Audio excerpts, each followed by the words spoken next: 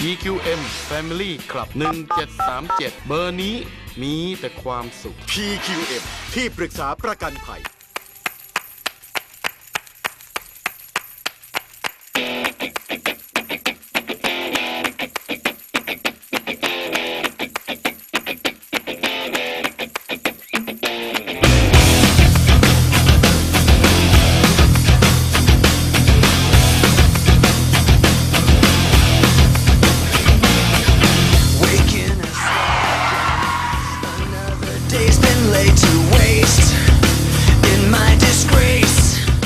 โอ้โหดีมากแหมเป็นน้องที่น่ารักมากๆเลยแหมดี นี่ไม่ต้องมาทำดีกับพี่เลยคิวครับนี่พาพี่มาตั้งนานเนี่ยมาไกลขนาดเนี้ยนี่รู้ไหมพี่นั่งรถนานมากเนี่ยโอ้โหร้อนก็ร้อนยังกล้า ไกล บ่น ก็ไกล ยังกล้า บ้าน บ่น พี่อยู่ย่านคนรวยนะ โอ้โห จะมาแถวนี้ได้ยังไง คนรวย ครับผม พี่แกนั่งรถฉันมาแล้วแกยังนั่งข้างหลังอีกไม่ได้แท็กซี่ หน้ารถคิวลกอ่ะพี่ไปนั่งข้างหลังกันดิ มันต้องเก็บไว้ให้หญิงนั่งดินี่เลิกบ่นก่อนนะเข้ารายการดีกว่ามาแล้วเหรอมาแล้ว เอาปะโทสวัส ส ดี วัสดี ค ค รั รั บบ คุ คุณ ณ ผู้ ผู้ ช ช ม มสวัสดีนะฮะขอต้อนรับเข้าสู่รายการ สปอร์ตเดย์วันเท่ๆกับกีฬาดีๆนั่นเองนะจ๊ะ เยี่ยมไปเลยครับ ครับผม วันเท่ๆกับกีฬาดีๆนะครับวันนี้อยู่กับคุณแล้วก็พี่สอนด้วยนะฮะ อ๋อ อ่ะมา นี่ไง จะบ่นอะไรกัน จะบอกได้หรือยังว่าพามาที่ไหนเนี่ยไม่ยอมไม่โอ้โห นี่จำได้ไหมเมื่อหลายเดือนก่อนผมพาพี่ไปยิงปืนเป้าบินตั้ม จำได้ทำไม ตั้ม อ่ะ เม็ดละ40 บาทกระสุนพี่ยิงไม่โดนเลย เยอะยิงนกอ่ะ วันนั้นยิงประมาณ100 เม็ดหมดไปเยอะ หมดตังค์เทียบ วันนี้ผมเลยพาพี่มาแก้ตัวกับสนามกีฬายิงปืนบางบัวทอง โอ้โหคิวจะมาตอกย้ำปมด้อยพี่ทำไม ไม่ อ่ะ ได้ตอกย้ำแต่ว่ากีฬานี้ถือว่าเป็นกีฬาที่ต้องใช้ทักษะความสามารถสติและก็สมาธิด้วย คือวันนี้จะบอกว่าจะพาพี่และคุณผู้ชมเนี่ยมายิงปืนอีกเหรอ ใช่ แต่ผมไม่ได้พาพี่มายิงปืนแบบธรรมดาทั่วไป ฮะ อะไรที่ธรรมดาเนี่ยผมไม่อยู่แล้ว ครับผม โอ้พาพี่มายิงปืนแบบ IPSC ครับผม รณยุทธ์ นี่ไงล่ะ เออ คิวที่เก่งได้อ่านสคริปต์กับหัวได้ด้วย ได้ นะ เล ครับ ย ผม เยี่ยมไปเลย นะฮะ เก่งในความสามารถโอ้โห ชอบตรงนี้แหละนะ แหม อ้าวคือมันเป็นอีกหนึ่งทักษะที่ ครับ คุณผู้ชมสามารถเรียนรู้ได้ในวันนี้ด้วยใช่ไหม ใช่ เดี๋ยวเราจะมีนักกีฬาทีมชาติที่เป็นแชมป์มาให้ความรู้แล้วก็สอนเรา นี่ ก่อนที่เราจะทำการแข่งขันกันแต่ผมบอกพี่ก่อนนะ ว่าไง นี่ก็กระสุนก็ไม่ใช่ถูกนะ อ้าว คือเม็ดละประมาณ 25 บาท โอ้โหถูกคราวที่แล้วเนี่ยคุณครูเราเนี่ยเป็น ครับ ผู้หญิงใช่ไหม ครับ ที่ได้ไปแก้ตัวคนมาเรียบร้อย เรียบร้อยแล้วนะครับ ยิงทุกนัดเนี่ยมันมีค่าข้าว น้ำ ข้าว น้ำ ข้าว น้ำ เพราะฉะนั้นวันนี้ขอให้โดนนะ ไม่พี่ยิงนัดเดียวเลยครับ นัดเดียวเลยเหรอ ยิงกับครูนัดเดียวเลย โอ้โหแสดงว่าของเขาดีจริงๆเอ้าเราบอกแล้วเดี๋ยวว่าหาคุณครูของเรา ได้เลยวันนี้นะครับเพราะเรามีหลายคนด้วยใช่ไหม มีสิ อ่ะไปเลยน่าจะเป็นผู้หญิงใช่ไหม ผู้ชาย คราวที่แล้วอ่ะโอ้โหพี่รออยู่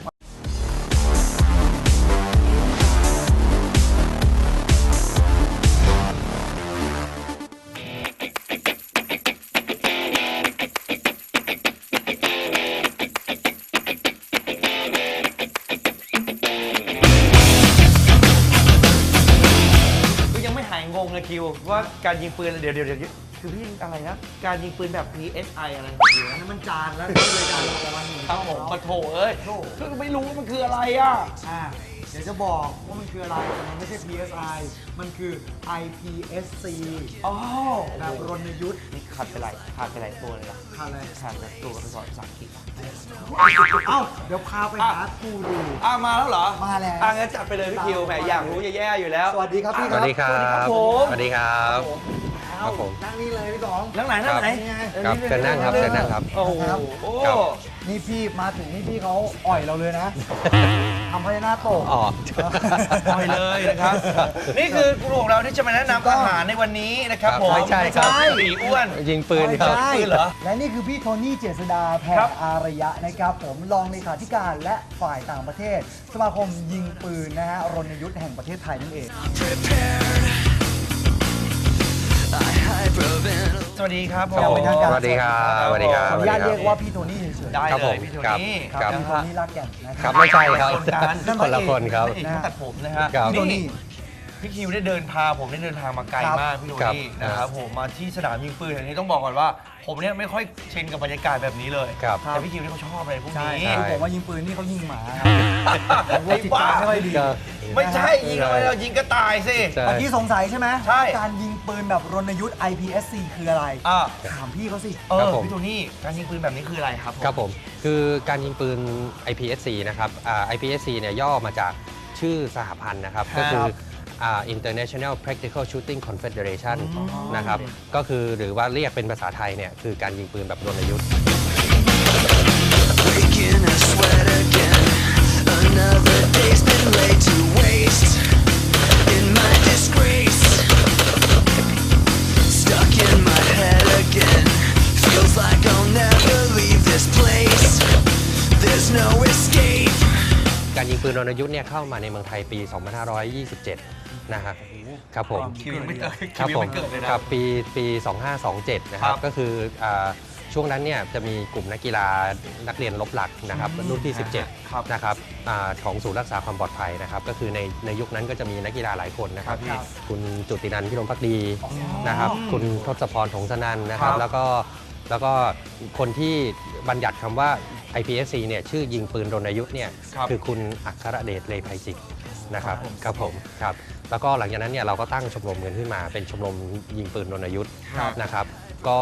แล้วก็มีนักกีฬาเพิ่มขึ้นเรื่อยๆนะครับจนปี2542เราก็ตั้งสมาคมกีฬายิงปืนรณยุทธ์ไทย ซึ่งในยุคนั้นเนี่ยเรายังไม่ได้รับรองจากการกีฬาแห่งประเทศไทย ครับ นะครับจนมาปี 2552 เนี่ยเราก็ได้รับรองจากการกีฬาให้เป็นสมาคมกีฬายิงปืนรณยุทธ์แห่งประเทศไทย โอ้โหมันก็ใช้เวลายาวนานเหมือนกันนะพี่ ครับ เนาะ ครับ นะขั้นตอนมันก็ละเอียดนะเนาะ ที่มาที่ไป ใช่ มี ใช่ นักกีฬาเพิ่มขึ้นเรื่อย ครับ ใช่ รวม ใช่ ถึงการ ครับ แข่งขันในประเทศไทยแล้วก็ต่างประเทศด้วย ใช่ ครับ ใช่ครับ นะฮะ ครับ ทีนี้ผมถามนิดนึงดีกว่าความแตกต่าง ระหว่างการยิงปืนแบบรณยุทธ์เนี่ย IPSC แล้วก็ยิงปืนทั่วไปมันแตกต่างกันยังไง อันนี้คือเดี๋ยวผมถามแบบไม่รู้เลยนะ อย่าง ครับ ที่พี่คิวบอกเนี่ยนะพี่โทนี่นะ คือเราเคยไปยิงปืนเป้าบินมา อ่า หรือยิงเป้าบินมา ครับ หรือเราเคยเห็นแต่ในทีวีที่เขา นิ่งๆนิ่งๆ ยิงเป้าหรือในกีฬาที่เขาถ่าย โอลิ ใน มปิกอะไรเงี้ย แล้วเขาใส่แว่นใส่หัว ครับ ก็ยิงปกติหรือว่าอะไรเงี้ย หรือว่าในหนังในภาพยนตร์ก็จะมียิงปึ้งอะไรอย่างเงี้ยพี่ ครับคือลักษณะของข้อแตกต่างเนี่ยคือต้องบอกว่ากีฬายิงปืนแบบรณยุทธ์เนี่ยมันก็คือเป็นกีฬายิงปืนชนิดหนึ่งเป็นกีฬาอีกประเภทหนึ่งนะครับอย่างที่เราเห็นเป้าบินเนี่ยก็คือเป็นกีฬาที่ใช้ปืนเป็นอุปกรณ์ในการแข่งขัน ครับ เหมือนกันกับกีฬายิงปืน ครับ แบบสากลนะครับ ครับ ยิงปืนรณยุทธ์เนี่ยก็คือเป็นการยิงโดยใช้ทักษะนะครับเน้นความนะครับรุนแรงนะครับ ครับ รวดเร็วแล้วก็แม่นยำ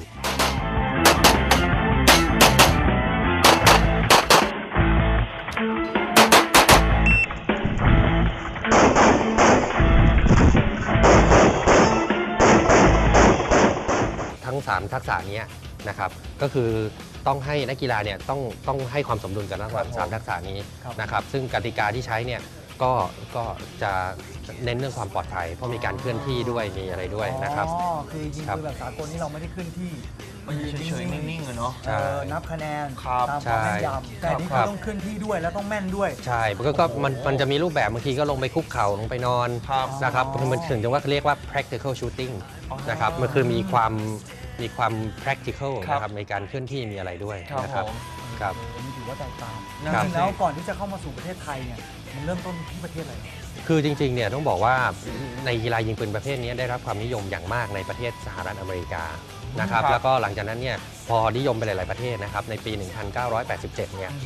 โทษครับ 1978 เนี่ย ครับ ก็เขาก็มีการรวมกันนะครับประชุมกันในระหว่างหลายประเทศ แล้วก็ตั้งสมาพันธ์กีฬายิงปืนรณยุทธ์สากลขึ้นมา ครับ นะครับคือ IPSC Confederation นะครับ อือฮึ นะครับที่ก็คือตั้งที่สหรัฐอเมริกาแล้วก็เฮดค q อเตอร์ตอนนี้อยู่ที่แคนาดา อ๋อนะ ครั ฮะ บครับ คือคุณผู้ชมลองนึกภาพเวลาเราดูภาพยนตร์ ครับ จะมีพวกแบบ FBI พวกหน่วยสวาท อืม เขาก็จะฝึกแบบเนี้ย ฮะโรบอคอปอะไรเงี้ยเนาะ คือในการฝึกลักษณะนั้นเนี่ย ครับ มันก็จะเป็นการฝึกที่เสมือนจริงมากกว่า ครับ แต่พอ พอมาเป็นกีฬาปุ๊บเนี่ยมันไม่ใช่การที่ยิงลักษณะ tactical เพราะว่าในข้อแตกต่างในระหว่างการยิงแบบ IPSC กับในการยิงในการฝึกแบบของ FBI พวกนี้เนี่ยพวกนั้นเนี่ยเขาต้องปกปิดตัวผู้ยิงก็คือเวลายิงต้องซ่อนนะครับอันนั้นก็คือแต่ว่าของ IPSC เนี่ยเวลาเราไปยิงเนี่ยเราก็ยืนยิงเลยคือมันเป็นกีฬา คือไม่ต้องป้องกันตัวเอง ใช่ เพราะนี่คือการแข่งขัน ใช่ แต่คือ ใช่ รูปแบบอาจจะคล้ายกันแต่นั่นคือมันคือเหตุการณ์จริง ใช่ เรา ใช่ ต้องโปรเทคตัวเราด้วย ใช่ฉะนั้นคือมันจะมีคือคนที่ไม่ได้ยิงปืนคือมองเผินๆก็จะรู้สึกว่าคล้ายกัน แต่ว่าจริงๆเนี่ยมันมีความแตกต่างในรายละเอียดอยู่เหมือนกัน อ๋อ ครับ นะ ครั ฮะ บ ทีนี้เนี่ยนะฮะฟังจากพี่โทนี่เราว่ามีความนิยมมากๆในสหรัฐอเมริกา และความนิยมในประเทศไทยนะครับที่เป็นยังไงบ้าง ในเมืองไทยเนี่ยก็ในช่วง 2 ปีหลังเนี่ยนะครับได้รับความนิยมมากขึ้นอย่างรวดเร็วนะครับ เพราะว่านักกีฬาเนี่ยมีเพิ่มขึ้นทุกครั้งที่มาแข่งนะครับมีนักกีฬาใหม่มาเพิ่มตลอดนะครับยกตัวอย่างอย่างในอาทิตย์ที่ผ่านมาเนี่ยมีการแข่งขันที่ชลบุรี แล้วก็ที่สุราษฎร์ ครับ นะครับก็มีนักกีฬาแมตช์ทั้ง2แมตช์เนี่ยแมตช์ละ100 คน ครับผม นะครับก็ ผู้ คือ ชายหมดเลยป่ะครับ ก็มีผู้หญิง มี ด้วย แบ่งประเภทไหมพี่ถ้าอย่างเงี้ย ถ้าวันนี้เนี่ยคือเรามาดูในเรื่องของ IPSC เป็นแบบปืนสั้น อ่าฮะ นะครับ IPSC เนี่ยจะมีปืนที่ใช้แข่งทั้งหมด 5 ประเภทปืน อ๋อ คือ นะ นี่ ครับ คือกีฬาแบบยิงปืนแบบ ใช่ รณยุทธ์เนี่ย ใช่ครับ มี 5 ประเภท ใช่ครับ ครับ ครับก็คือมี 5 ประเภทปืน ก็คือที่นี่ได้รับความนิยมที่สุดในประเทศไทยคือแฮนด์กันนะครับ เป็นยังไง ก็คือปืนสั้น อ๋อปืนสั้น ครับ กัน แล้วก็รองลงมาเนี่ยตอนนี้ที่ได้รับความนิยมเร็ว แล้วก็ ครับผม เพิ่มขึ้นมาอย่างรวดเร็วคือมินิไรเฟิลก็คือเป็นปืนไรเฟิลจุด22นะ เหลือ ครับ ผม ก็คือเป็นปืนจุด22นะครับแล้วก็ถัดลงมาก็คือเป็นปืนลูกซองปืนยาวลูกซองช็อตกันก็คืออุปกรณ์ที่ใช้ก็ใช้คล้ายๆกับเป้าบิน แต่ว่าปืนที่เอามาใช้เนี่ยก็คือแตกต่างกันในโมเดลนะครับแต่เอามาใช้ในกีฬานี้ แล้วก็ถัดมาก็จะเป็นปืน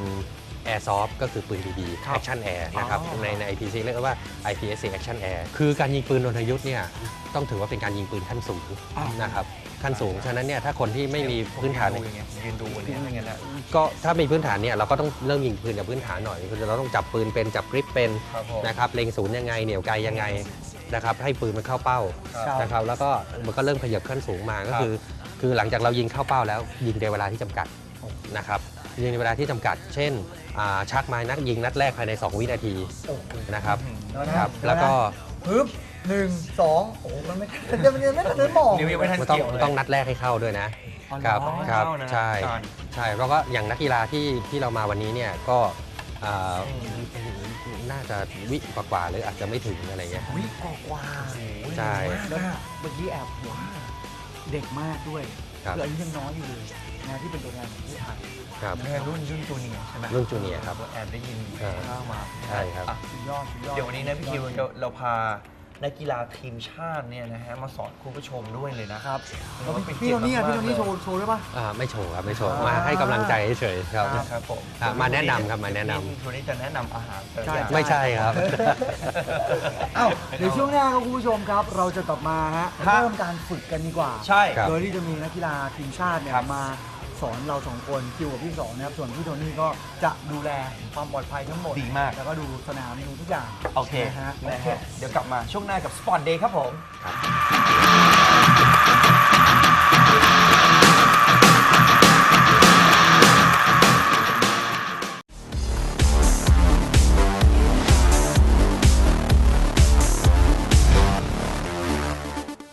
เอาละครับคุณผู้ชมครับ ครับ ตอน พี่ นี้ คิว ได้เวลาที่เราจะมาดูอุปกรณ์กันดีกว่า จัดไป ครับ นะฮะว่าการยิงปืนแบบรณยุทธ์จะต้องมีอะไรบ้าง ครับผม ครับ นะก็วางอยู่ตรงนี้แล้วครับ ใช่แล้วล่ะนะฮะ ใช่แต่ว่าอย่างที่บอกไปครับว่าก่อนที่เราจะมาฝึกกันเดี๋ยวจะมีนักกีฬาทีมชาติ ใช่พี่คิวมาสอนเราวันนี้เนาะ ถูกต้อง นะครับผมเดี๋ยวเชิญเขาไปเลยไหม เชิญเลยดีกว่า ได้เลยนะครับ สวัสดี ทางนี้ปะโถ อ๋อพี่กดกับพี่ก๊อต สวัสดีครับผม สวัสดีครับสวัสดีครับสวัสดีครับพี่ สวัสดีครับ สวัสดีครับ ผม ก็อยู่กับพี่กดกับพี่ก๊อตนะฮะเดี๋ยวก่อนอื่นให้พี่กดกับพี่ก๊อตแนะนำตัวกับคุณผู้ชมสักนิดหนึ่ง ครับ กับรายการ Sport Day ว่าชื่ออะไรแล้วก็ดีกรีมียังไงบ้างครับ เชิญเลยจ้ะ ก็สวัสดีครับผมอาทิตย์อนันทวันนะครับ ครับ ก็ชื่อเล่นก๊อตนะครับ ในสังกัดทีมชาติไทยรณยุทธ์นะครับ ในดิวิชั่นของสแตนดาร์ดครับ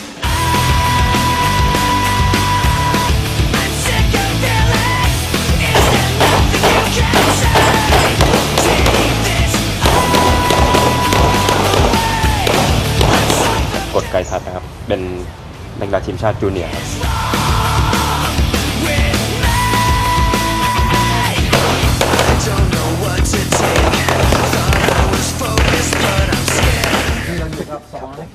าติไทยนะครับ ครับ ก่อนอื่นเดี๋ยวทีนี้ก็จะให้พี่โทนี่แล้วนักกีฬาทั้งสองท่านได้แนะนำสักนิดหนึ่งว่า ครับ การแข่งขันเนี่ยวันนี้ก็น่าจะเป็นในส่วนของแฮนด์กันปืนสั้นนะครับว่ามันมีอะไรประเภทยังไงบ้างกฎกติกามารยาททุกอย่างมันมีอะไรบ้างครับพี่ ครับผมคือวันนี้ที่เรามาดูเนี่ยเป็นเรื่องของแฮนด์กันนะครับปืน ครั สั้ บ นซึ่งแฮนด์กันเนี่ยหลักๆก็จะมีปืนอยู่ 5 ประเภทนะครับวันนี้เรามาให้ดูใน 4 ประเภทนะครับโทษครับ3 ประเภทนะครับก็คือเป็นอย่างแรกเป็น Open Division นะครับ Open Division เนี่ยก็คือปืนลักษณะอย่างที่บอกกันก็คือว่าไม่จำกัดการแตกนะครับมีติดกล้องได้นะครับเจาะพอร์ตนะครับนี่คือพอร์ตนะครับ เจาะเพื่อ ลดแรงรีคอยล์นะครับลดแรงเตะของปืนนะครับแล้วก็จำกัดอย่างเดียวคือแมกกาซีนเนี่ยยาว 170 มิลลิเมตร ครับ นะครับนี่คือยาวประมาณ 17 เซนนะครับในประเภทถัดมาก็คือเป็น Standard Division นะครับ Standard Division เนี่ยคือปืนไม่จำกัดการแต่งเหมือนกัน แต่ว่าห้ามติดกล้องนะครับห้ามเจาะรูนะครับแล้วปืนเมื่อเสียบแมกกาซีนแล้วต้องลงกล่องได้ในกล่องขนาดที่กำหนดนะครับก็คือขนาดนี้นะครับเสียบแล้วลงกล่องได้นะครับนะครับ มือ ก็ เหมือนปืนเด็กเล่นเลย ครับแล้วก็ที่นิยมกันก็คือกระสุนก็ขนาดเป็นจุด40นะครับแต่ว่าของ Open เนี่ยที่นิยมก็เป็นขนาดจุด38 Super เดี๋ยว นะค ข รั อบ ดูกระสุนที่มันแตกต่างกันหน่อยครับ นี่ครับนี่40นี่38 Super อันนี้คือ 40 ใช่ครับ อ๋อ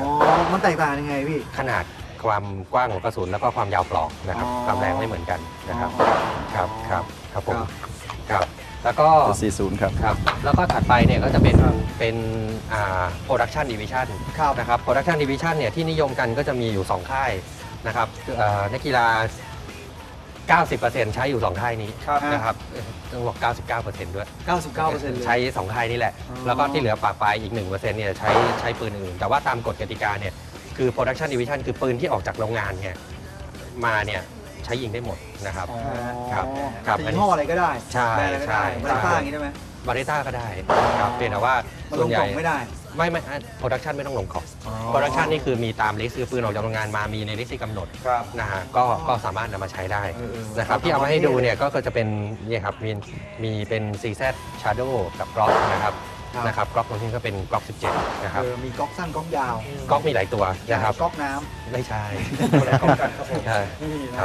รับ นี่คือ 4 ประเภทที่วันนี้เอามาให้ดู3ประเภท สามประเภท สามประเภท ครับ ที่เอามาให้ดู ก็อีก 2 ประเภทที่ไม่ได้เอามาให้ดูก็คือจะมีคลาสสิกดิวิชั่นนะครับก็คือปืนเป็นตระกูลทรงปืนออโต้ทรง 1911 นะครับปืนคลาสสิกเหมือนปืนโบราณนี่เป็น แถวเดี่ยวครับ แถวเดี่ยวนะครับแล้วก็อีกประเภทหนึงคือปืนลูกโม่นะครับ สมิธ ใช่ครับซัมมิตนะครับแล้วก็ลูเกอร์ทารัสนะครับใช้ได้หมด แล้วอย่างนักกีฬาของเราทีมชาติทั้งพี่กดและพี่ก๊อตแข่งประเภทไหนครับ ของผมเป็น Standard ดิวิชั่นของสแตนดาร์ดครับ ครับครับ ก็คือลงกล่องต้องลงกล่องนะ ใช่ครับ ของ ผมว่าสแตนดาร์ดเหมือนกันนะ พอสนามกลาง เรื่องเงี้ยพี่กดเนี่ยยิงปืนเนี่ยสาวๆเนี่ยไม่กรี๊ดแย่เหรอฮะสาวๆเนี่ยโอ้โหเท่จังเลยอ่ะ พกปืนไปโรงเรียนทุกวัน นั่นแหละสิแล้วไม่แข่งเงินเพื่อนไง ปืนฉีดน้ นะพูดถึงเป้าที่ยิงมีกี่ประเภทครับ ครับ ผม เป้าที่ยิงหลักๆเนี่ยจะมี 3 ประเภทนะครับเพียงแต่ว่าตรงนี้เราไม่ให้ดูมี 1 ประเภทก็คือเป็น ครับ อันนี้เป็นเป้ากระดาษนะครับ ำ อันนี้เป็นเป้ากระดาษนะครับ เป้ากระดาษเนี่ยจะมีอยู่ 2 ด้านนะครับ อันนี้ด้านที่ให้ยิงเนี่ยคือสีน้ำตาลนะครับ แล้วก็จะมีด้านข้างหลังนี่เป็นสีขาวนะครับ ก็คืออันนี้จะเป็นเป้าด้านสีขาวเนี่ยจะเป็นเป้าสีขาวนี่คือห้ามยิงนะครับ ถ้ายิงไปคะแนนติดลบ อ๋อเหมือนแบบเจอตัวประกันอย่างนี้ห้ามยิง ใช่ครับก็คือเป้าที่ให้ยิงเนี่ย ลักษณะการวาง เนี่ยก็คือเขาจะอาจจะวางกันอย่างนี้ก็ได้ หรือบางทีเขาจะวางซ้อนกันอย่างนี้เราก็เป็นเพิ่มความท้าทายให้กับสนามยิงมากขึ้นนะครับ อันนี้คือเป้านี่ใช้อย่างนั้นไม่ใช่เป้าจริงนะครับ ผมแล้วก็เป้าอีก 2 ประเภทที่เราจะเจอวันนี้นะครับในช่วงต่อไปก็คือเป็นเป้าเป็นเหล็กนะครับเป็นเป้าพ็อปเปอร์ยิงให้ล้มกับเป้าเพลทกลมๆนะครับยิงให้ตกลง เล็ ไป กขึ้นมาอีกแต่นี่คือในนี้ก็จะมีการให้คะแนนนะเนี่ยนะ ใช่ครับ แบ่งเป็น มัจะ โซ มี นนะครับ นะครับ มี เป้า อักษร เป้าโซนเนี่ยมีอักษรเนี่ยมี A มี C มี D นะครับคือมี A มี C มี D เนี่ย A เนี่ยคือ 5 แต้ม ครับ นะครับ C เนี่ย3 D นี่คือ 1 ทำไมไม่มีบีครับผม คำถามนี้เจอทุกคนนะครับ ก็คือว่าเมื่อก่อนเนี่ย IPSC เนี่ยมันจะมีเป้าอีกประเภทหนึ่งนะครับเป็นรูปหัวคนแล้วมีไหล่ B เนี่ยมันอยู่ตรงหัวคน ซึ่ง เก็ตแล้ว ภายหลังเนี่ยเราต้องการทำให้มันมีความเป็นกีฬามากขึ้น เราก็เลยเลิกใช้เป้าประเภทนั้นไปนะครับก็คือเป้าที่เป็นประเภทของคนเพราะว่าบางคนอาจจะพูดได้ว่ามันคือกีฬายิงคน ซึ่งจริงๆมันไม่ใช่มันคือกีฬา คิดเยอะนะผมว่า ใช่ คิดเยอะไป บางทีเป็นคนที่แอนตี้มันก็แอนตี้เลย จ ครับ ริงๆแล้วพวกเราใจ ครับ ไม่มีอะไรเลยไม่กล้า ใช่เราก็เลยตัดไปก็เหลือแต่เป้าประเภทนี้ นี่ใจ นะ แบ ครับ บจริงมากนะแต่ถ้า ใช่ ได้สู้คนนี่โอ้โหตายตั้งแต่ป .3 แล้ว ใช่ครับเนี่ยครับก็เลยเหลือแค่นี้ครับเลยไม่มี B ครับ แต่บีนี่คือคะแนนเยอะสุด ไม่ใช่ B คือ4 แต้ม อ๋อคือน้องก็ A ใช่ แล้ว A ครับ เป้าอยู่ตรงไหนถ้าในแบบเก่า แบบเก่า A เนี่ยมันจะอยู่ตรงกลางหัว B จะอยู่ขอบหัว ยากที่ดีนะ ใช่ครับ นะนอกจากเป้าแล้วอุปกรณ์เนี่ยผมเห็นมีอะไรเนี่ยสายเสยนอกจาก เยอะแยะไปหมดเลย มันต้องอะไรยังไงในการ ก็ ใช่ ข้อสำคัญอีกอย่างหนึงก็คือ ครับ ว่านี่ครับนี่เขาเรียกโปรไทเมอร์ไว้จับเวลา ครับ นะครับโปรไทเมอร์เนี่ยสำคัญมากสำหรับกีฬา IPSC เพราะว่ากีฬา IPSC เนี่ยวิธีคิดคะแนนคือเรายิงคะแนนใน1สนามเนี่ย ครับ เราได้คะแนนจากเป้านะครับ อืม แล้วเราหารด้วยเวลาที่เราใช้ยิง อ๋อวัดผลจากเวลาด้วย ใช่ก็คือเอาเวลามาหารนะครับ จะลงไปจับเวลาอย่างนี้ได้นะ ไม่ใช่ ไม่ได้ คือเรานับจาก มีเครื่องว่า นับจากตัวนี้คือนับจากเสียงปืนนัดแรกแล้วก็นัดสุดท้าย อ๋อ นะก็คือไม่ได้ จากสัญญาณ ลงสนม นับจากสัญญาณปี๊บพอปี๊บนี่คือเริ่มยิงนะครับกดเนี่ยเป็นสัญญาณเริ่ม อ๋อ นะครับ แล้วก็จะไปถึงเสียงปืนนัดสุดท้าย แสดงว่าเป้าแรกนี่คือยืนอยู่กับที่ แล้วแต่สนาม แล้ว แต่พอปี๊บปุ๊บเนี่ยเวลามันเดินแล้ว อ๋อ นะครับ แล้วก็พอเวลามันขึ้นเรื่อยๆนะครับแล้วพอเสียงปืนนัดสุดท้ายปุ๊บเนี่ยมันก็จะนับว่านัดแรกถึงนัดสุดท้าย แล้วเอาเวลาตรงนั้นนะ ครับ ครับ โอเคหนูจะพกข้างๆเท่นี่คือต้องมีสายมี ใช่ก็แล้วอุปกรณ์ต่อไปก็คือสำคัญมากขาดไม่ได้คือ ฮะ แว่นและที่อุดหูนะครับ ตอนนั้นไป ใช่ครับ ไป นี่ ที่เราไป ครับ เป้าบินแว่นก็สำคัญทำไม ใช่ แว่นสำคัญนะพี่ คือต้องบอกว่ามันเป็นเรื่องของความปลอดภัยเหมือนกัน เพราะว่าเรามีการยิงเป้าหลายประเภทนะครับบางทีเป้าโลหะเนี่ยบางทียิงปุ๊บมันอาจจะมีสะเก็ดอะไรกระเด็นกลับมาฉะนั้นเราต้องใส่แว่นเพื่อปกป้องตาเรานะ แล้ว ครับ คือแว่นอย่างนี้มันมีความแข็งแรงกันได้เลยพี่ มันก็สะเก็ดนะครับมันไม่ใช่ อ๋อ แต่ว่าจริงๆเนี่ยแว่นบางยี่ห้อที่อ่าลองไปดูใน YouTube ได้เขามีการทดสอบนะครับแว่นบางยี่ห้อเนี่ยเอาปืนยิงเข้าไปที่แว่นเนี่ยกระสุนไม่เข้านะครับ จริงเหรอ ใช่ โอ้ดีจังเลย ใช่นะครับ เหมือน แล้ว ทหารในหนังไงเซอร์วิ่งไพรเวทเลยฮะ แล้วก็อีกอันหนึ่งก็คือเนี่ยครับที่อุดหูนะครับครับก็คือว่าคือป้องกันเสียงป้องกันหูเราเพราะว่าที่ยิงปืนเนี่ยเสียงมันจะดังนะครับวิธีทำก็คือเราต้องบี้ไว้นะครับแล้วก็เคี้ยว ไม่ใช่ครับผมที่โดนนี่อ่ะ ไปรายการนะดูดิ ที่โดนนี่อ่ะปะโถ เนี่ย แล้วก็นะครับบี้แต่ว่าใส่หูไปมันก็จะบานออกมา หัวเลยพองครับพี่ ใช่ครับ อย่าใช้คำว่าบานเลยครับ ก็จะมีหลายประ มี เภ ห ท ลาย ค แบ รับบ ครับก็จะมี ก็จะมีแบบ มีเป็นแบบนี้นะนี่เป็นแบบเป็นเอียมัฟนะครับ มีตังค์หน่อยอย่างนี้ มันจริงมันก็ส่วนใหญ่เนี่ยในการปกป้องหูถ้าอย่างดีที่สุดดีกว่าแบบนี้ เพราะว่าด้วยความที่เสียงมันดังมากเนี่ย ฮะ บางประเภทเนี่ยเขาจะเสียงดังบางเนี่ยมันจะเข้าตรงกระดูกข้างหลังหูฉะนั้นนักกีฬาบางคนจะนิยมใช้แบบนี้มากกว่า เยามัฟอย่างนี้ ใช่ เขาก่อนนะ จะเซฟตี้เยอะกว่า ใช้เยอะมาก ค เว รับ ลาไปเกาหลีอ่ะ ครับผม ไป ไม่ เล่นห ใช่ มู่บ้าน ครับ สกีอะ น้ำมันหนาว นั่นหนาวครับ หนาวครับอันนั้นไม่กันเสียง อ๋อให้กันเสียง ครับแล้วก็ที่สำคัญก็คือเข็มขัดนะครับ ครับ เข็มขัดแล้วก็มีซองที่ใส่แมกกาซีนนะครับ จำกัดไหม แล้ว ว่าใส่แม็กได้กี่อัน ไม่จำกัดครับก็ใส่ได้ก็คือจำกัดแค่ว่ากติกาของ Standard Division เนี่ยห้ามเลยกระดูกเชิงกราน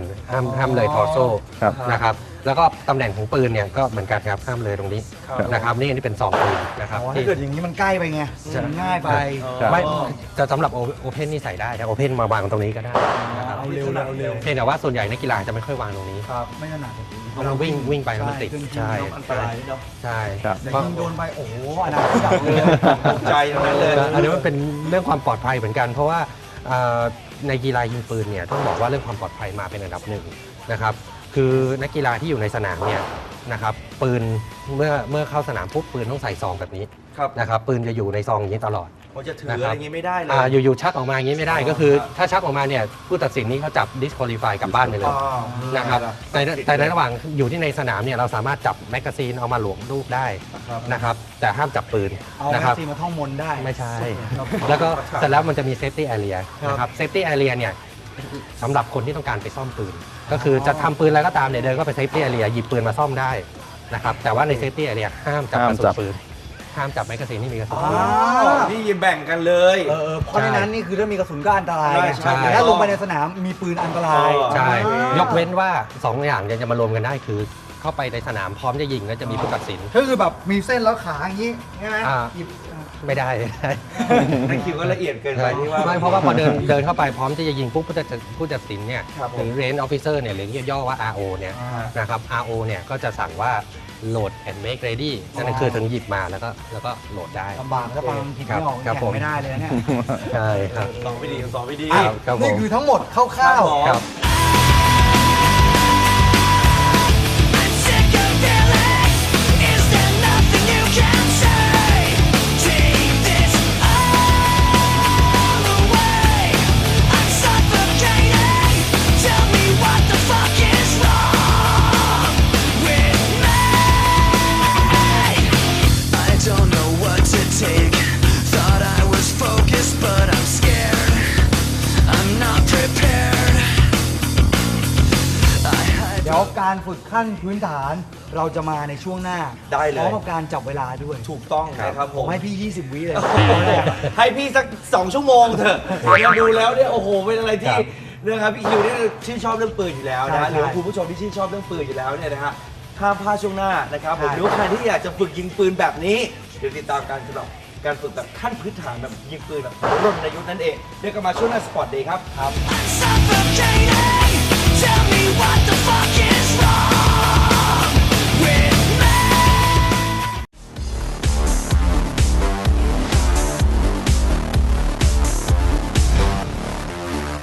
I'm giving up. I'm sick of feeling. Is there nothing you can say? Take this all away. I'm suffocating. Tell me what the fuck is wrong with me. มาเถอะคุณผู้ชมนะครับ ตอนนี้มาฝึกพื้นฐานกับการยิงปืนแบบรณยุทธ์นะครับเดี๋ยวให้ทั้งพี่ก๊อตนะครับผมแล้วก็พี่กดเนี่ย ครับ สอนเราหน่อยรวมถึงคุณผู้ชมด้วยนะครับเริ่มแรกอะไรดีครับพี่ โอเคก็เริ่มจากการจับกริปนะครับเขาเรียกว่ากริป ฮะ ก็คือโดยส่วนมากคนจะถนัดขวากันคนไทย คือใช้มือ ครับ ข้างที่ถนัดนะครับผมถนัดมือขวาผมก็จับไปที่กริปค่อนข้างจะสูงให้แข็งแรงนะครับจับเข้าไปแล้วลักษณะแบบนี้นะครับการอุ้มปืนนะครับแล้วก็นิ้วชี้ไปที่กกไก่ขณะที่เรายังไม่ยิงเราก็ไม่เอานิ้วเข้ากกไก่นะครับแล้วจากลักษณะของมือซ้ายแบนเข้าไปหุ้มแบบนี้ครับ โอ้ แล้วนิ้วโป้งอยู่ในลักษณะแบบนี้ครับเพื่อให้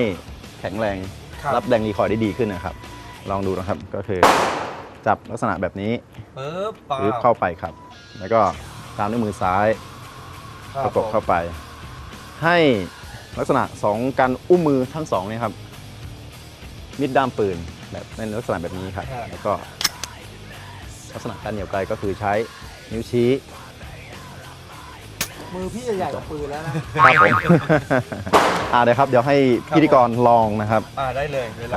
ลองดูนะฮะ ครับ ขนาดขวาก็จับ ครับครับ ปึ๊บ ไม่ต้องสั่นนะครับ ประมาณนี้เหรอโอเคครับผม ครับถูกต้องครับ นี่นะครับ ขึ้นไปอีกนิดนึง ถูกต้องครับ ครับนี่นะครับ ครับโอเคครับ พยายามอย่าให้เหลือ ลักษณะ ช่องว่างตรงนี้ครับ ครับแบบนั้นเลยครับ แล้วก็ปิดสไลด์ครับมือ โอเคครับผมถูกต้องครับ มีทักษะดีครับ เคยยิงปืนไหมครับ เคยครับ ครับผมปืนปากกา ไป ครับ ครับ อย่างนี้ปึ๊บ แบบไก่ครับผม พร้อมยิงก็ไม่เหนียวไกล อ๋อพวกนี้ไม่เหนียวใคร อย่าหันปืนทางคน โอ้ครับผม ใช่แต่ให้กระชับนะแน่นๆไปเลยทั้งสองมือ เรียบร้อยครับ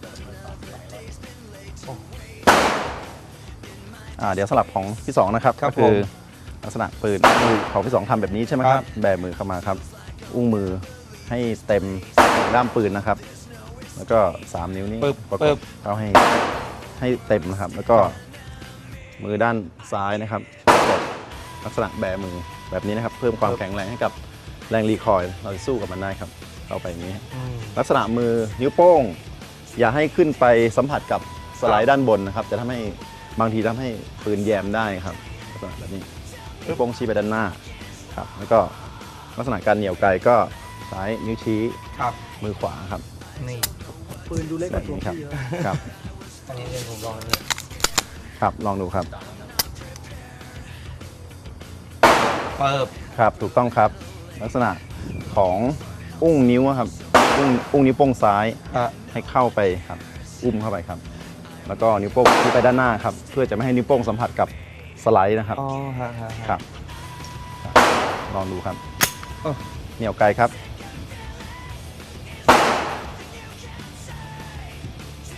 เอาแค่นี้ก็โดนแล้วครับ ครับ ง่ายมากครับ นี่ผมเกรงมากเลยนะครับ ผม ครับ โอ้ โอเค โอ้โห ครับ นี่ก็ เป็นวิธีง่าย ๆครับ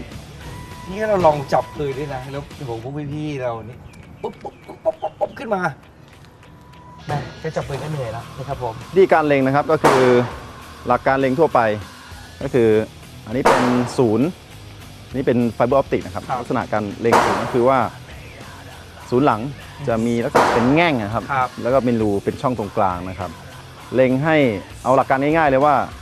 ไฟเบอร์ออปติก ฮะ อยู่ตรงกลางของแง่งข้างหลังเนี่ยครับ ครับ ครับแล้วก็ให้อยู่ตรงกลางของเป้า ครับ ครับแล้วก็ทำการเล็งแบบนี้ครับครับ ก็ทำการเล็งให้อยู่ในลักษณะตรง ค กั รั น บพี่ ครับแล้วก็ค่อยๆเหนี่ยวไกล อ๋อ ครับง่ายๆครับอ่ะ ฮะ คุณสองลองดูครับ อ่ะพี่คิวนะพี่คิวมาโคราชพี่คิว เอาละเลยครับ พี่คิวได้อยู่แล้วนะจริงๆแล้ว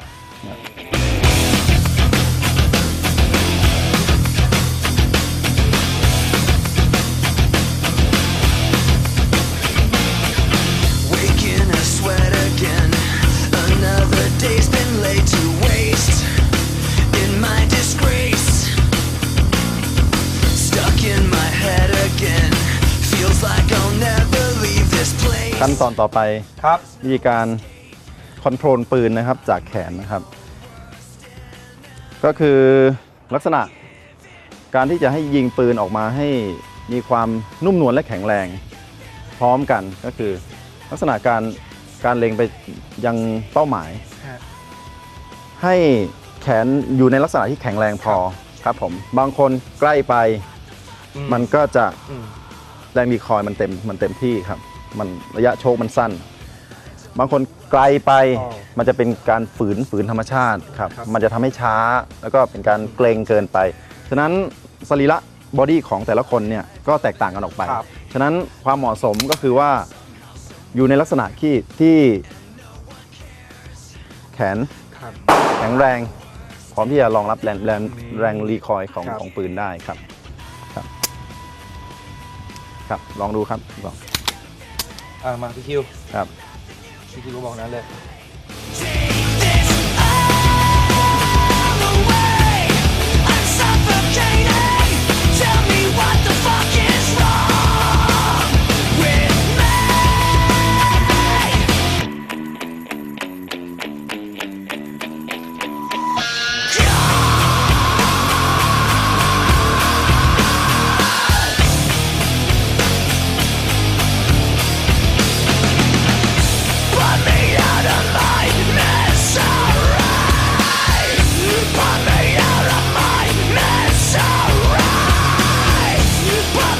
ได้ไหมครับ ยากเหมือนกันพี่เนาะ อ่า เขาบอก โอเค โอเค ครับผม ครับก็เดี๋ยวจะเริ่ม มีอะไรเพิ่มเติม ทำการ ไหมพี่ ทดสอบ เอาทำการทดสอบเลย ครับ นะ อ่าใครก่อนครับ จับไม่สั้นไม่ยาวเลยครับ นี่ก่อนเลยพี่ก๊อตผมไม่เคยยิงปืนมาเลยปะโท ที่เป็นรุ่นพี่ อะไรครับ เดี๋ยวผมก่อนก็ได้ ผู้โชคดีครับ มาผมก่อนก็ได้พี่ ครับ หลังจากที่พี่ก๊อตนะครับพี่กดได้สอนพื้นฐานของเราไปบ้างนิดน้อย เดี๋ยวพี่คิวเนี่ยจะยิงเปิดคนแรกเลย เฮ้ย ในการยิงเป้าเหล็กตรงโน้น ถ้ายิงโดนนี่ก็เป็นเรื่องปกติที่เรียกได้ว่าเป็นจุดเอกของนักกีฬาทีมชาติ โอ้โห แต่ถ้าเกิดยิงไม่โดนเนี่ยมีฮา เออ นะดูไว้ก่อน พี่คิวลุยเลยอาจจะให้ยิง1 นัดก่อนนะฮะ ไม่จำกัดเวลาเลย ครับผม เล็ง อาให้ กัน หล่อ ลูก นะ บวชอ่ะ มันตีใหญ่เอาให้หล่อเลยเอาไปปึ๊บ กดลงเลยครับ โอเคพี่คิวยังไม่ได้ยิง คือตื่นเต้นมาก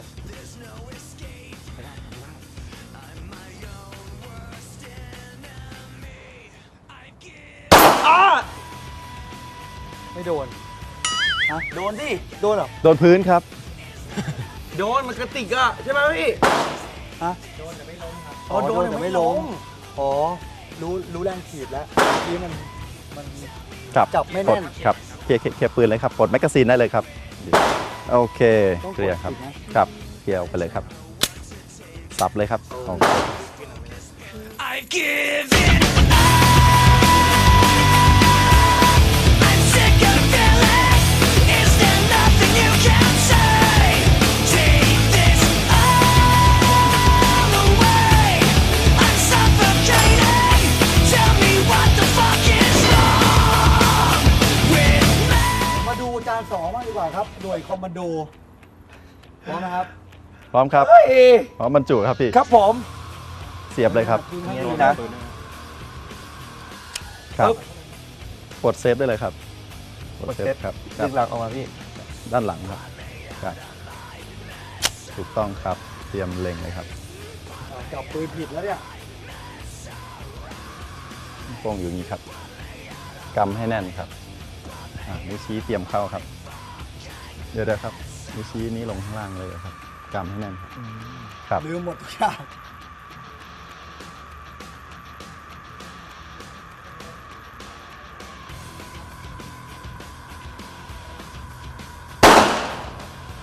ไม่โดนอ่ะตรงตาย ออกซ้ายมือครับ นิดเดียวครับ เคลียร์ปืนได้ เคลียร์ปืนเลยค ตา รับ ไวกันมากเลยเนาะ กดเลยครับโอเค แล้วก็ดีดลงเลยครับเซฟสับไก่ครับ I've given up. I'm sick of feeling. Is there nothing you can say? Take this all. แล้วอาจารย์รู้สึกเลยว่าพี่เขาแบบ เนาะ ยอดอ่ะ คือ มันไม่ใช่เรื่องง่ายๆคุณผู้ชมครับ แค่เราพูดไม่ถูก เนาะเราพูดไม่ถูกกันเหมือนกัน เรา อะ ถือเล่นนานๆยังไม่โดนเลย อืม คือพี่เขาปั๊บอย่างเงี้ย นั่นน่ะสิ เหมือนหุ่นยนต์อ่ะแต่ก็ดีได้รู้ก่อนแรงถีบหรือรู้แบบว่ามันต้องจับไงให้มันนิ่งเล็งยังไงอะไรอย่างเงี้ย ในสรุปเลยนะมันตื่นเต้นอ่ะ ตื่นเต้น มันตื่นเต้น พอ ด้ว ถึ ย งเวลาจริงๆแล้วมันตื่นเต้น ไม่เราก็สงสัยเลยไอ้พวกโจรเจอที่มันถือปืนพ่นคนอื่นเลยนะมันมาฝึกยิงแบบโยนยุทธหรือเปล่า ไม่ฝึกหรอกคือมันเล่นระยะเนี้ยพี่ต้องฝึกเปะล่าไม่ต้องฝึกนะ แต่เมื่อกี้พี่สองยิงไม่โดน ไม่โดนนะสิ เออ โอ้พี่คิวยากจะตาย ผมยิงโดน ยิงโดนเหล็กข้างล่างแม่นโอเคนะครั เหล็ก บ ผมเล่นเหล็กอยู่แล้ว นะฮะอ่ะเดี๋ยวตอนนี้เนี่ยเดี๋ยวเราให้พี่ก๊อตนะครับเราพี่กดของเรานักกีฬาทีมชาติเนี่ยยิงโชว์คุณผู้ชม โอเค ยิงโชว์สองคนด้วย โอเค นะฮะอ่ะเดี๋ยวไปชมกันเลยครับ Are you ready ready Stand by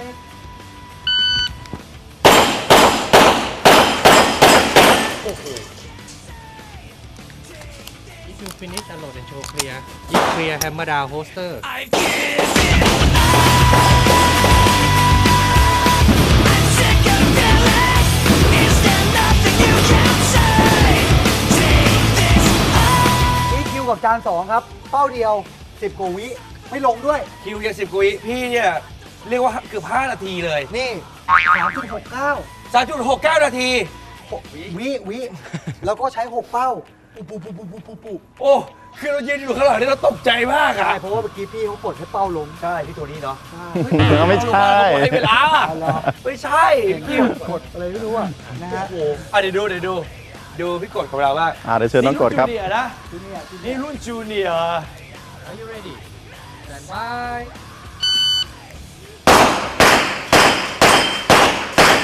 โอ้โห If you finish unload and show clear If clear hammer down holster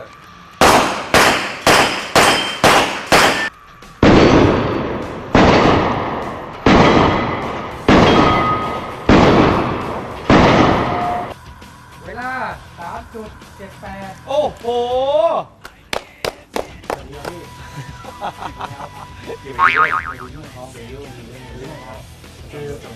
คือตาย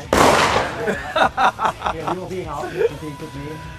โอ้ แค่พี่เขาหยิบออกควักมา ครับผม แกยังวิ่งไม่ได้ 59 เลย วิ่งไม่ทันเลย ไม่ได้ ไม่ 59 ต้อง เล หล ย บอันไหนเลยนะ นะฮะ วิ่งท่าไหนนี่แย่หมดเลยนะฮะ ใช่ขอเวลาเราซ้อมตั้ง8 ปีเธอกลับมาแข่งกับเรา แกวันดี I've given up. I'm sick of feeling. Is there nothing you can say? Take this all away. I'm suffocating. Tell me what the fuck is wrong with me? ให้มันยิงให้โดนก่อนนะ คือคิวจะบอกคิวจะแข่งกับพี่อ่ะ พี่ คิวมั่นใจอ่ะ ผมมองข้ามพี่ไปเลยอะ ให้จับมืออย่าไป ให้เรายิงโดนก่อน คิวต่อยพี่เปล่าคิวต่อยพี่เปล่าเอางี้ดีกว่า ไม่ยิงให้โดนให้มีแรงกระตุ้นเอาเป้าเดียวก็พอ เออ ยิงโดนหรือเปล่าเมื่อกี้เรายังไม่โดนกันเลย นั่นน่ะดิ ไม่แต่เมื่อกี้เรายิงไกลเรายืนตรงนี้ไง อ๋อ น้องยืนนู่นใกล้กว่าเรา ก็ใช่ดิว่าแล้วไม่ยิงโดนโถเอ้ย เดี๋ยวเรา ก็ยิงได้ เราก็โดนนะ มือเดียวได้เลย โอ้โหมือเดียวเลยเหรอลองหน่อยดีกว่าลองโดนหน่อยดีกว่า นะอ่ะเดี๋ยวช่วงหน้านะครับเดี๋ยวสองพี่คิวเนี่ยจะมาลองกันสักหน่อย นะครับผมแข่งขันกันสักหน่อยหนึ่งว่าเป็นยังไงกัน แข่งดิช่วงหน้าไง ฮะ ให้พี่เขาสองคนทายผลดีกว่า โอ้ทายผลด้วย ทายผลเลยเรา ทายผลบอลโลกอย่างเงี้ยเหรอ ให้เขาเลือกข้างเลยว่าพี่ก๊อตกับพี่กดเนี่ยเขาจะเป็น กินเรื่องวันได้เลยครับผม ครับผมลงที่ 2 ครับ นี่ไง นี่ ขอบ คื คุ อ ณมาก นี่คืออะไรมีดีกรีแชมป์ไง เอ เขา อ เป็นคนสอนคุณ ใช่ เขาศรัทธาในตัวคุณ โอเค แต่เขาคิดผิด พี่จะไม่ทำให้เขาผิดหวังไม่ทำให้พี่ก๊อตผิดหวัง เฮ้ยน้องกดสอน แน่นอนนะครับ ครับพี่ ครับ ไม่ทำให้พี่ก๊อตผิดหวัง ครับผมเดี๋ยวรู้กันคุณผู้ชมสักครู่เดียวฮะ โอเคเดี๋ยวกลับมาจ้า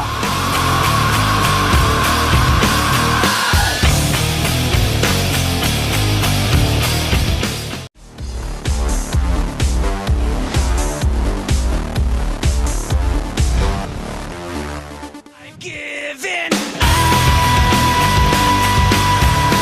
I'm sick of feeling. Is there nothing you can say?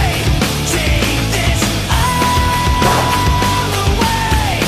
I'm suffocating. Tell me what the fuck is wrong with me? เข้าสู่การแข่งขันครับคุณผู้ชมครับระหว่างคิวและพี่สองนะครับซึ่งแน่นอนครับพี่ก๊อตเขาก็ถือข้างพี่สองไว้นะฮะส่วนน้องกดถือข้างผมนะเดี๋ยวเราจะให้กติกาง่ายๆเราจะให้กันคนละ6 นัด ครับผมพี่คิว เป้า ครับ ไม่ต้องยิงซ้ำถ้าไม่โดนเลยก็เรียกว่าเป้าสะอาด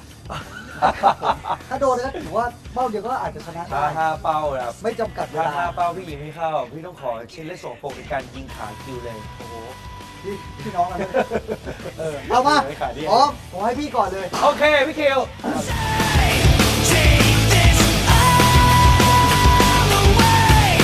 I'm suffocating. Tell me what the fuck is wrong. พร้อมนะครับ ครับผม พร้อมครับ ครับ สแตนบาย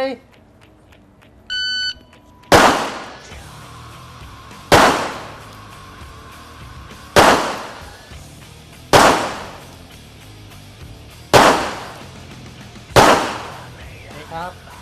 if you finish unload and show clear I've given up. I'm sick of feeling. Is there nothing you can say? Take this all. เขาเรียกว่า แม็กซ์ครับ กลัว โอเคครับ กลัวคนดึงเป้าเหนื่อย ครับผม ก็เลย เวลา คือพี่โทนี่ครับผมว่าไม่ต้องดูเวลาก็ได้ดูที่เป้าดีกว่าเพราะ ไป ว่า ดูทางนู้นนะครับ เพราะว่าคือเป้ามันไม่ล้มเลยไงจะดูเวลาทำไมอ่ะ โอ้ยเรามีกล้องอยู่บนหัวนี่นะ โอ้โหอายไหมล่ะ ก็ขอโทษอาจารย์ด้วยนะครับผมที่ทำให้ผิดหวังขนาดนี้ พี่หวังน้องกดอยากจะพูดอะไรกับทีมเขาไหมครับ โอ้ย จะดู โอ้ยเดี๋ยวจะดู เดี๋ยวคอยดูแก ขอแค่เป้าเดียว เออ เป้าเดียวเข้าที่ชนะเลย คอยดูไอ้ที่โม้เยอะๆเนี่ยอ่ะเดี๋ยวเขามาดูพี่คิวไม่อยากพูดอะไรเยอะเดี๋ยวให้เขาตื่นไปเจอความเจ็บปวดเอง I've given up. I'm sick of feeling. Is there nothing you Are you ready stand by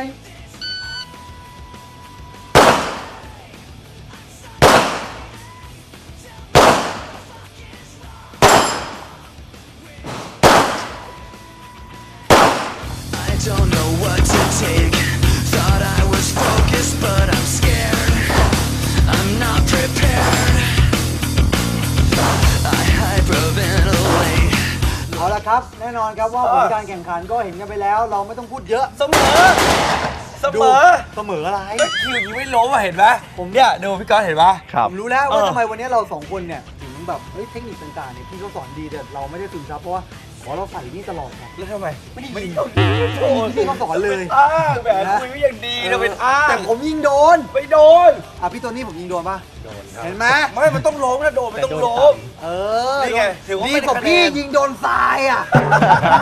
อะไรทรายกันหูบิวเต็มเลย ต่อยกระจาย ครับ ผม แต่วันนี้ก็แน่นอนครับสรุปการแข่งขันเป็นที่เรียบร้อยแล้วก็เสมอกันไป ครับ เพราะว่าเป้ามันไม่ล้ม ไม่เป็นไรนะฮะ นะฮะ วันนี้ต้องขอขอบคุณนะครับ สปอนเซอร์รายการของเรานะฮะ TQM ที่ปรึกษาประกันภัยทุกเรื่องประกันภัย TQM ช่วยได้โทร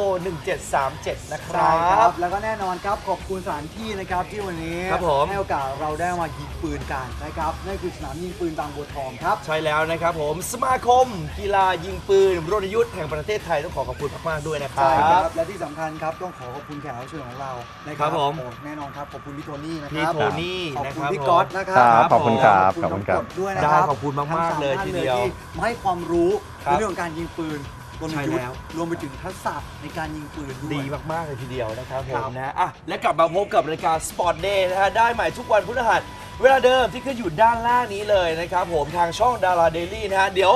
ต้องบอกว่าในสัปดาห์หน้าเราจะมียังมี เดี๋ยวแข่งเดี๋ยวถามว่าเดี๋ยวแข่ง แล้วจะมีปืนอะไรนะปืนลูกซองใช่ไหมพี่ ใช่ ปืนลูกซอง โอ้ยปืนสั้นอย่างนี้ไม่โดนเลยพวกคุณ ปืนลูกซองเลยนะฮะเอาติดตามได้นะครับพี่คิวครับ แน่นอนครับช่องเดียวที่มากกว่าดารายิ่งกว่าบันเทิงนะครับ ใช่แล้วนะกับช่องดาราเดลี่ทีวีนั่นเองนะฮะ ใช่แล้วฮะใครอยากยิงก็มาที่นี่ได้ โอเค มาเจอพี่ๆเขารับรองว่าพอมาเจอพี่ๆเขาสอน ครับ ทักษะอย่างแน่นอน โอเค วันนี้ก็สนุกกันมากๆแล้วนะค ครั รับบ เดี๋ยวเราจะลานไปกับภาพบรรยากาศการยิงโชว์แบบสด โอ้ ๆของพี่เขาทั้งสองท่าน ครับผม ซึ่งแน่นอนครับ ดี ก็ ดีดี ทั้งหมดที่ผมเทรนกับมือนะ อ่ะ เดี๋ยวพี่ดู โอ้โหกล้าพูดว่าพี่คิวครับผม ใช่ เดี๋ยววันนี้ทางพี่กดแล้วก็พี่ก๊อตได้จะโชว์เราเนาะ ครับ นะครับเจอกันใหม่ครั้งหน้านะครับ ใช่ครับวันนี้เราทั้งหมด 5 คนลาไปก่อนแล้วครับ สวัสดีครับ ขอบคุณนะครับ ขอบคุณครับผม ขอบคุณแล้วนะที่สอนไปอ่ะ I've given